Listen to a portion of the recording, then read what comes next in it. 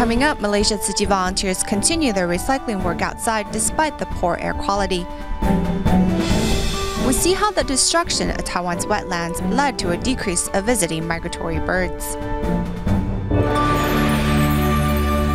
Welcome to DaAi Headlines. I'm Mary Lee. Thank you for joining us. In North Sumatra, Indonesia, Mount Sinabung erupted on October 5th and once again on the 9th and is still active today. The volcano spewed out a 2,500-meter high column of ash, which covered many nearby areas. In Medan, Tzu Chi volunteers took to the streets to hand out face masks to the residents. But first to Malaysia, where forest fires from Indonesia has worsened the air quality around the nation. We see how Tzu Chi volunteers there still continued their recycling work.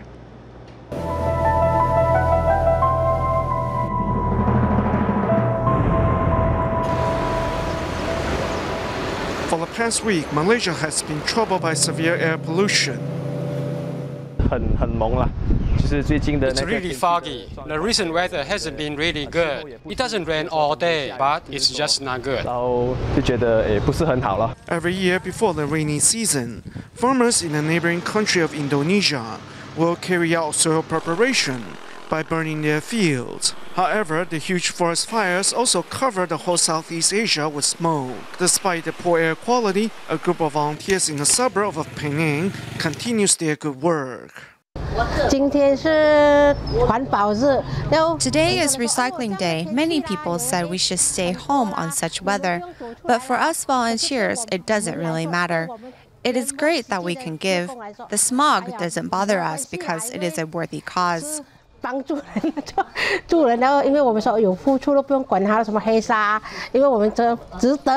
Hema medical staff also remind everyone of the things to take note of in such an environment. The whole Malaysia is experiencing the smog. I don't think there is a direct increase in the number of patients, but we do remind our patients to minimize outdoor activities and to drink plenty of water. We need to advise people to stay indoors, especially those that are young children and those people with chronic disease like hypertension, asthma, and diabetes, chronic disease.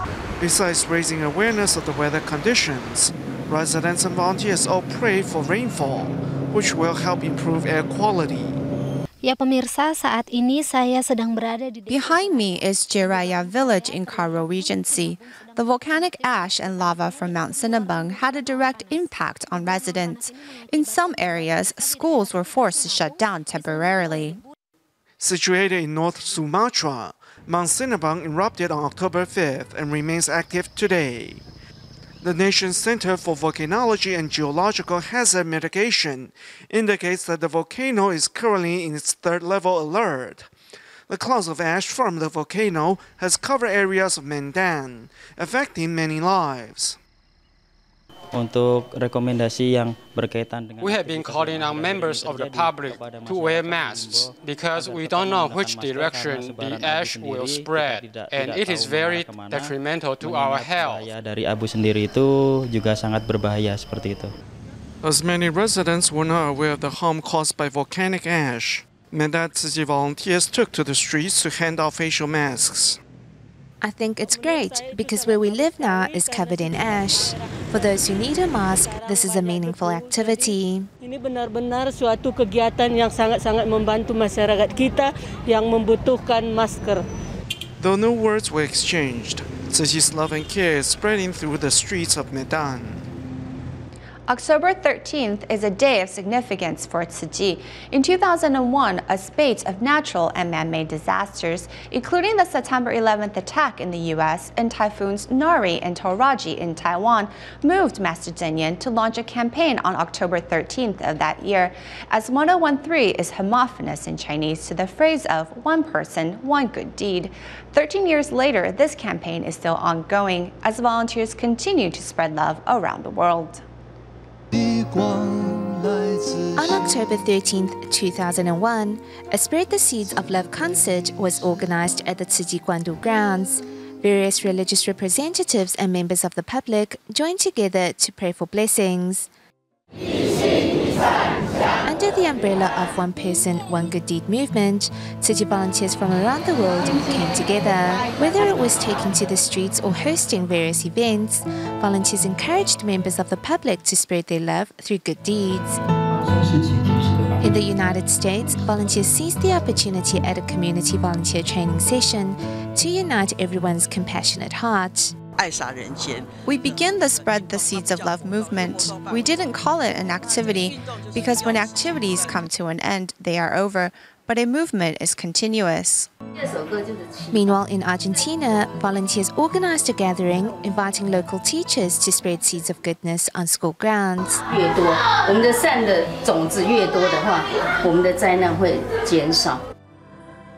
In Malaysia, some 600 students from 30 colleges came together to perform the sign language musical of the Sutra of Profound Gratitude to Parents to promote the spirit of filial piety and great compassion.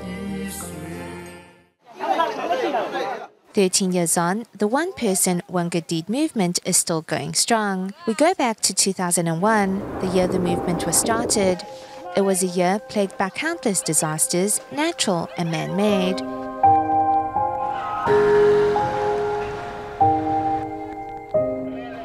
As natural and man-made disasters continue to ravage the world today, it is even more important to inspire goodness in people.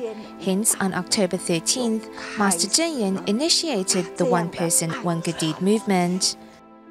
The FBI says this was a United Airlines flight. 175 out of Boston. Remaining steadfast in the endeavor to spread love to all corners of the world, Tzu Chi volunteers' footsteps of compassion will never falter.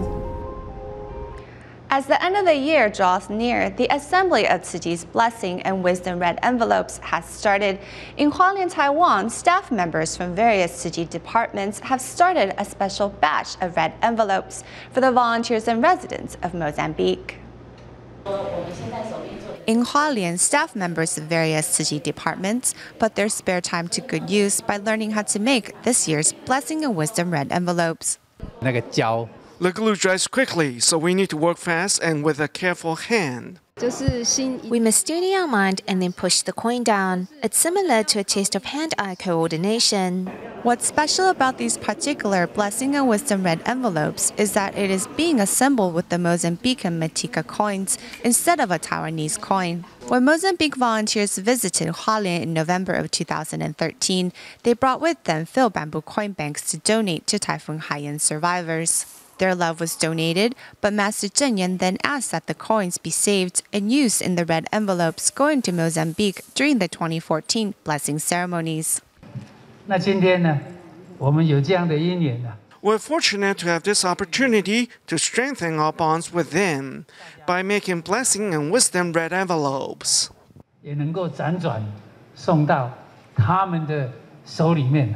Enjoying this rare chance to form an affinity with Mozambican residents, staff members of various Tzu Chi departments continue the cycle of compassion. Recently in Jakarta, Indonesia, Tzu Chi volunteers visited Agung Sedayu Group, a real estate enterprise, to collect filled bamboo coin banks. Although the ASG branch in Jakarta has only 20 employees, a whopping 120 bamboo coin banks were collected. Knowing pocket change can make a difference, the staff at ASG now make sure to save any loose change they might have. In Jakarta, Indonesia, Agung Sedayu Group staff members are responding to Tzu Chi's Bamboo Coin Bank campaign. The branch office in central Jakarta has only 20 employees. However, 120 bamboo coin banks were collected. We want our employees to have a good moral character. We hope by participating in this, the ideas will make an impact in their lives and carry over into the workplace. The same heart of giving can be felt at the other office at Mingting Park, where staff members are too responding to the charity campaign and seeing coins in a different light. The coins in the bamboo bank are often money that we would not use, but these coins can actually help a lot of people. As coins can accumulate into bills, ASG staff now treasure the loose change previously not thought of as real money. I've seen a transformation in the employees. In the past, these coins were often ignored, but now knowing it can help others in need, they take care to save them. Sekarang ada celengan itu.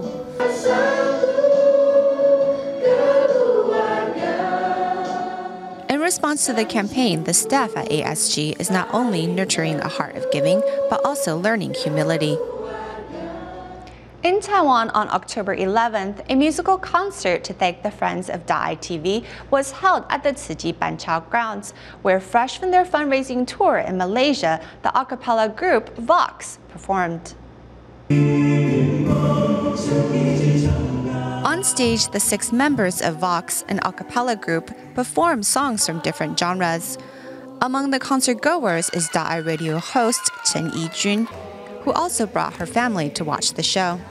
I really enjoyed the performance because from start to finish, I heard my mother singing along. Mom, which was your favorite song? Just returning from the musical fundraising tour around Malaysia, Vox continued to spread positive vibes here in Taiwan. It felt like we were singing for the master to hear. When the entire audience of Tzu Chi uncles and aunts sang together, the feeling was quite moving. They were able to use their voices to replace musical instruments and bring a modern touch to Tzu Chi songs. I thought they were great. Organizers of the event, Friends of DaAi TV, had hoped the audience would be moved by the performance. Music originates from wanting to share your feelings with others. Lyrics are a way to express that feeling. I think it is because of sharing that love is spread throughout the world. Helping to spread truth, goodness, and beauty is the fundamental tenet of DaAi TV, and this message is bringing more and more people together to spread the love.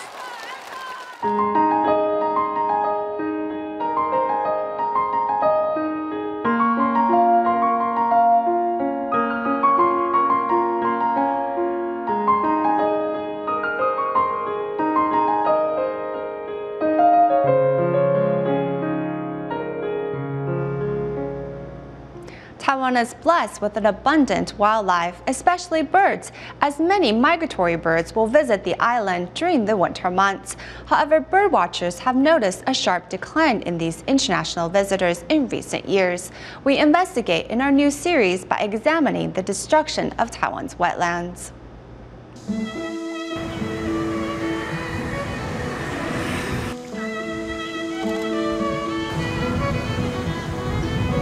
All these migratory birds were captured by birdwatchers in Chieding wetlands, Kaohsiung. 140 different species used to visit the 170-hectare wetlands until humans decided to build roads there.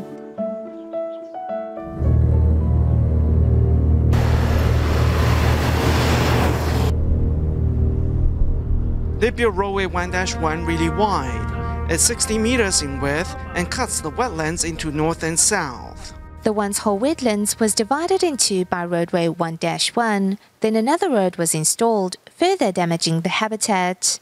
It was a magnificent wetlands, but now it has been gutted, broken down into several pieces. The wetlands are now troubled by light pollution at night and traffic during the day. When vehicles speed by, the noise they create has a big effect on the birds here, as they are sensitive creatures. They will fly away with the slightest disturbance. The once safe haven of migratory birds is quickly diminishing. Worse, another roadway will soon be built here. This is where roadway 1-4 will be built. It's going to be 30 meters wide. When completed, the new road, combined with previous roadways, will really disembowel the Chieding wetlands. I am quite saddened by what is happening to the wetlands. Scenery that we once enjoyed will not be there for future generations to enjoy. They won't be able to grow up in an untainted environment. The residents' desire to protect the wetlands has motivated the government to employ green concepts during construction. We will be employing eco-friendly construction. There will be green barriers on both sides of the road. Half of the 30-meter wide road will be used to plant shrubs and trees to minimize the impact of light and noise pollution. There will also be embankments to ward off wildlife, while wildlife corridors will go under the road. But activists question just how is this going to help at all, for the damage to the wetlands is already done. No matter what kind of measures they have planned, it's not a remedy. It's just to minimize the damage already done. Wetlands along Zhanghua's coastlines also face the same problem. Flocks of black-winged stilt fly off after being startled by passing vehicles. The West Coast Expressway cuts the wetlands by the Dadu River estuary in half. Many migratory birds end up being roadkill when they fly through here. By examining its body for wounds of external impact or signs of fracture, we can tell it was struck by a vehicle. The expressway cuts into Dadu River wetlands, Hanbao wetlands and Fubao wetlands before it goes inshore, but moves closer to the coast again once it moves past Fangyuan, affecting all wetlands in its path. The high-speed rail proves that noise pollution can be deadly. It is evident in how the railway has changed the migratory bird population in Guantian wetlands. Now, very few migratory birds can be spotted here. The impact is actually quite serious, as there are no more birds there, because birds have been scared off by the vibration and noise of the high-speed train.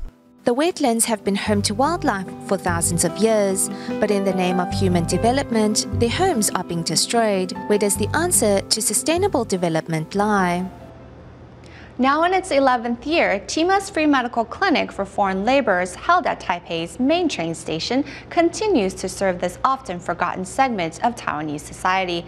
This year's event was well attended by both those coming for a checkup and by past year's recipients who worked as translators.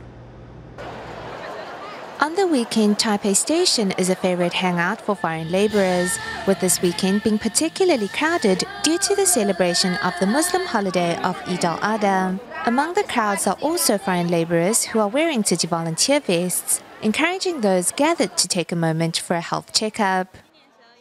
I have trouble sleeping, and my vision is blurred. Long bedeviled by these ailments, Sundari never imagined she would find answers at today's free clinic.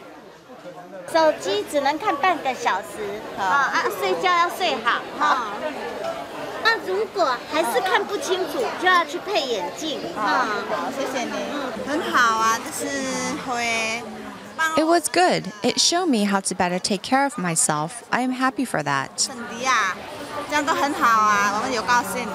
For the past 11 years, Tima has been caring for the health of Taiwan's many foreign laborers. However, for some doctors, this year marked their first time attending. We need to empathize. If I was in a foreign land, I would hope that there would be people there to take care of me. The foreign laborers I have met have all been good people who are working on behalf of us Taiwanese. So I think they are deserving of our care. They are far away from their families and lack their care. They also have no one to look after their health. So I'm very proud to be able to serve them. During the clinic, thanks to the care and concern shown by doctors and volunteers, these foreign laborers have found a home away from home. The Indonesia Tima chapter recently lost one of its invaluable member, Dr. Rita Murnikusumawatie. The good doctor succumbed to lung cancer earlier this month. She was only 40 years old. We now remember her selfless dedication to easing the suffering of the poor and the sick.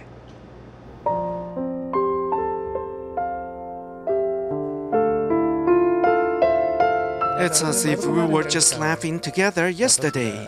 But now she's gone. It was not until the day of a memorial service that Dr. Rita Murnikusumawate's friends realized that she really had passed away. When she told me that she wanted to become a doctor, I was quite surprised. I asked her why, and she replied because she wanted to. I then tried to remind her that becoming a doctor is not that easy. I'm at a loss now, because my darling daughter has left me. The tragedy has hit the good doctor's family and friends pretty hard. At only 40 years old, Dr. Rita succumbed to lung cancer in early October. While living, she dedicated herself to alleviate patients' sufferings and was a member of the Indonesia TIMA for 6 years. We traveled to Biak together for a free clinic. I really admired her. To make sure that the free clinic was a success, she was willing to stay there for a total of 12 days.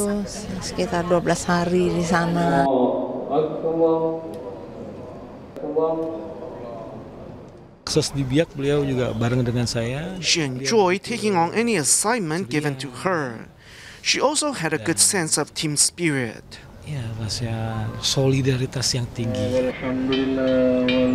No one knows how long we can live in this world, but we can decide the breadths of our life. Dr. Rita's spirit of selfless dedication shall be forever remembered in the hearts of those that she had touched. Tinggi, pantang, menyerah, dan tidak pernah mengeluh. Jadi tidak ada kata yang tidak bisa buat beliau, dan saya kehilangan beliau. Tzu Chi and its volunteers have been promoting the practice of recycling for over 20 years. At recycling points throughout the world, volunteers gather daily to separate recyclables into their proper categories. However, protecting the earth through recycling actually starts with each of us. This is the message that volunteers in Taipei recently brought into their communities. Before the start of this month's Community Recycling Day, Tzu Chi volunteers in Taipei's Zhongzheng district get busy setting up. However, there seems to be a few more baskets than usual. With the volunteers putting each recyclable into its proper basket, residents can easily see which items go where.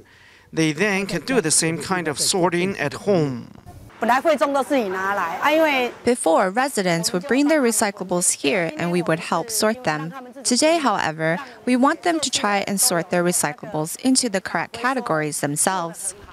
With the message that recycling starts with all of us at home, before this month's Community Recycling Day, volunteers visited various boroughs in Zhongzheng district to educate residents on how to sort their own recycling.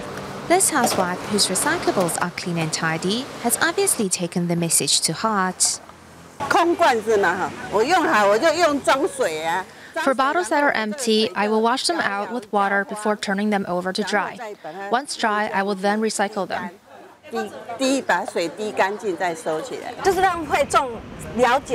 This is a chance to let residents know the value of these items and the importance of sorting their recyclables at home. By working to clean up at the source and through proper education, there will be less garbage for us to handle. While in Taipei's Da'an district, volunteers walk into their communities with the message of reducing waste as well as some useful tips. This bottle still has a little soy sauce in it. In the future, when you cook, you can add water to the bottle and then pour the water and the remaining soy sauce into the pot in which you are cooking. That way you won't waste a drop. Over the course of the day, volunteers hope to make clear that, in fact, protecting the environment is the responsibility of everyone. At the Tainan Parent and Child class, during the latest birthday celebration, the teachers had the October birthday students serve tea to their parents as a way for the children to show their gratitude towards their parents. By attending classes like this, both parent and children learn to better communicate with each other and in turn feel closer to one another. We will leave you with these images. Thank you for watching. Goodbye.